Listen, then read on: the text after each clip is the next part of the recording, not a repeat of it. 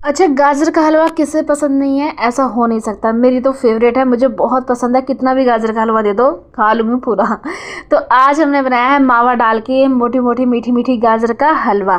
तो सर्दियों वाले दिन आ चुके हैं, वही गाजर का हलवा बनाएंगे। तो चलिए बना लेते हैं। मैंने यहाँ पर गाजर को अच्छे से धो के छील करके ग्रेट कर लिया है, कद्दूकस कर लिया। उसके बाद यहाँ पर कढ़ाई में डाल दिया है और बस इसको अलट पलट करके गाजर का पानी निकालना है।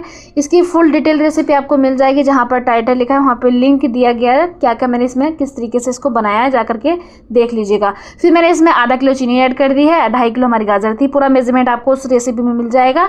और बस इसको अच्छे से मिक्स करेंगे, फिर चीनी के पानी में इसको बनाएंगे। और बस जब चीनी का पानी सूख जाए तो यहाँ पर हमारा हलवा बन के तैयार हो चुका है।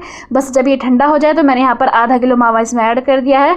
मावा को अच्छे से मिक्स करेंगे और ये लीजिए हो चुका है तैयार गाजर का हलवा। आप इसको चाय के साथ एंजॉय करें, बहुत ही टेस्टी है। वीडियो अच्छा लगा तो वीडियो को लाइक एंड शेयर, हमारे चैनल को सब्सक्राइब करना बिल्कुल मत भूलिएगा। Bye bye.